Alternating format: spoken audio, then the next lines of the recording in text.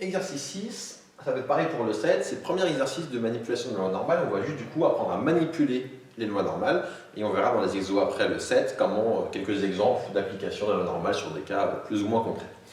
Alors ici, premièrement, on vous donne x est une loi normale de paramètres 6 et 4, vous me rappelez l'espérance et la variance. Je vous rappelle que quand vous avez une loi normale, le premier paramètre est son espérance 6. Et le second paramètre, pour nous, ça va être la variance de x égale 4. Pourquoi je dis pour nous? Parce que je vous l'ai déjà dit un petit peu dans les vidéos de cours, mais je vous le répète maintenant. Il y a deux écoles quand on a des lois normales, l'école probabiliste, où on met en second paramètre la variance, et l'école statisticienne, où on met en second paramètre l'écart type. Ça ne va pas changer grand-chose à ce qu'on va faire par la suite, tant qu'on retient bien cette nuance. Ce qu'il faut, c'est bien avoir en tête ce qu'on a. Donc là, quand on a la variance qui vaut 4, il faut bien savoir que si la variance vaut 4, l'écart type vaut racine de 4, donc 2. Et en fait, qu'est-ce qu'on doit faire quand on a là? Je vous l'ai déjà dit quand on a ce genre de choses, ça répond à la première partie de question. Calculer les probas de x plus x7, quand on a une loi normale, vous devez avoir un réflexe qui est aussi important que respirer dans la vie, comme je vous l'ai déjà dit un petit peu dans mes vidéos d'amphi. Parce que si vous n'avez pas ce réflexe, votre exo, la suite c'est fini, vous ne pourrez pas le faire. Le réflexe c'est de centrer, réduire votre variable aléatoire normale. Comment ça fonctionne? On va poser n. On pose n égale. Vous prenez votre variable normale, grand X, vous faites moins la moyenne, je vais écrire ici la formule, et vous divisez par l'écart type, par sigma. C'est ça qu'il faut bien avoir en tête. Donc x moins la moyenne, ça va donner x moins la moyenne, c'est 6. Divisé par, si vous êtes en notation probabiliste, le 4 qui est là, il faut prendre sa racine carrée. Racine carrée de 4, ça fait 2, parce que sigma, c'est l'écart type. Si vous êtes en notation statisticienne, il faut mettre directement ce qui est ici, quand vous êtes en notation statisticienne. Nous, dans ce cours, c'est la notation probabiliste, mais il me semble que certains de nos enseignants d'autres matières font la notation statisticienne. Donc, ayez bien cette nuance en tête. Ce qu'il faut retenir, c'est qu'on divise tout le temps par l'écart type. Donc là, l'écart type, c'est racine de 4, donc le 2 qui est ici. Et ça, qu'est-ce qu'on peut dire? On peut dire que ça, c'est une loi normale, centrée et réduite. Et une loi normale centrée et réduite, je pourrais faire des calculs avec. Comment? On va le voir dans 2 secondes. Alors, proba de x plus x7, du coup, x comme ça, je ne peux faire aucun calcul, ce que je vous disais avant. Donc je vais centrer et réduire, comme on l'a vu là, donc je vais me ramener à n. J'écris tout et après j'irai un peu plus vite les fois d'après. Je vais faire x moins 6 sur 2, et bien sûr ce que je fais à gauche, je le fais aussi à droite. Donc 7 moins 6 sur 2. Ça fait donc proba de n inférieur à 7 moins 6, ça fait 1 sur 2, 1 demi. Et là je vais pouvoir faire les calculs parce que n c'est une loi normale centrée et réduite, je peux donc lire sur la table. Proba de n plus petit que 1,5, comment je vais faire? Déjà, il faut que je calcule 1,5. 1,5, ça vaut 0,5. Proba de n plus petit que 0,5, vous prenez votre table de la loi normale ici, et vous allez lire. Donc 0,5, ça va se lire ici dans la première colonne.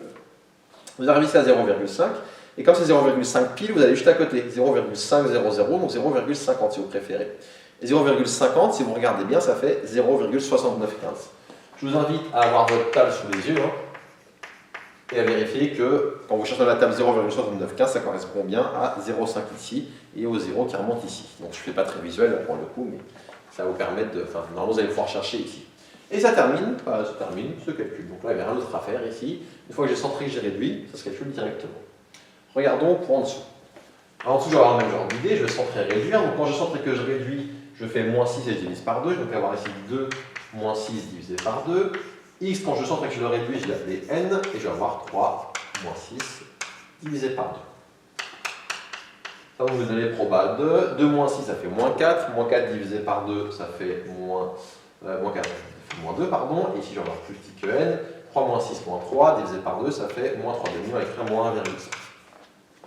Donc maintenant, comment je vais calculer ça? Pour calculer ça, alors j'ai une méthode plus rapide, mais elle ne va pas vous faire manipuler à la normale, du coup, je ne vous la fais pas. Je vous le dis tiens, à l'oral, juste. Alors c'est un peu technique, la méthode plus rapide. Vous pouvez tout multiplier par moins 1 et ça va vous donner proba de moins n compris entre 1,5 et 2. Et je trouve que comme les lois normales centrées et réduites sont centrées et symétriques, vous pouvez dire que proba de moins n compris entre 1,5 et 2, c'est pareil que proba de n. Mais bref, je vous l'ai dit à l'oral, oubliez ou pas, mais en tout cas on va pas faire comme ça. Pour bien manipuler, on va écrire la façon directe. Comment on va faire? Proba de n compris entre deux nombres, je peux dire que comment ça se calcule? C'est proba de n plus petit que moins 1,5. Donc n plus petit, n compris entre moins 2 et moins 1,5, c'est plus petit que moins 1,5. Mais n plus grand que moins 2. N plus grand que moins 2, c'est ne pas être plus petit. Donc moins proba de n plus petit que moins 2. Comment je vais faire maintenant pour calculer proba de n plus petit que moins 1,5? Alors c'est des formules à connaître par cœur, mais je vais vous faire le dessin au moins une fois ici. La densité d'une gaussienne centrée réduite, c'est grosso modo cette chose-là. Bon, je ne l'ai pas très bien faite. Ah, là. C'est grosso modo cette fonction-là. Bon, faite à main levée, ouais, elle n'est pas très propre. Imaginez quelque chose de symétrique et qui est pair. Proba de n plus petit que moins 1,5. Comment je vais le calculer? Je vais me placer grosso modo à moins 1,5. On va dire qu'il est par là. Et proba de n plus petit que moins 1,5, c'est l'air sous la courbe avant moins 1,5. Donc c'est l'air qui est ici. Par symétrie, l'air que j'ai là, j'ai exactement la même après. Qui est là. Donc ça donne proba de n plus grand que 1,5. Et proba de n plus grand que 1,5, c'est 1 moins proba de n plus petit que 1,5. Donc ça, c'est une formule à connaître par cœur. Ça peut se réécrire 1 moins proba de n plus petit que 1,5.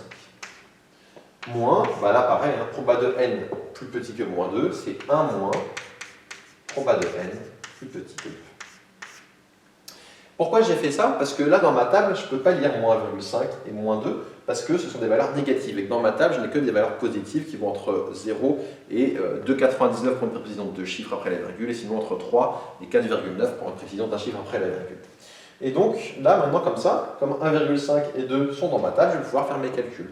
Alors juste, je vais d'abord simplifier un petit truc. Je vais avoir 1 moins 1, ça va faire 0. Je vais avoir moins et moins, ça va donner plus. Donc ça fait plus proba de n plus petit que 2, moins proba de n plus petit que 1,5. Et là, je cherchais dans la table. Proba de n plus petit que 2, je regarde. Donc dans ma table, je cherche. Première colonne, 2, ici, 0. Et comme c'est 2 piles, c'est 2,00. Donc quand je vais à la colonne juste à côté, c'est 0,9772. Donc là, j'obtiens 0,9772. Moins proba de n plus petit que 1,5. Donc là, je cherchais 1,5 dans ma table. Donc 1,5, c'est la première colonne qui est ici. Comme c'est 1,50 pile poil, ça va donner juste à côté. Et ça fait 0,9332.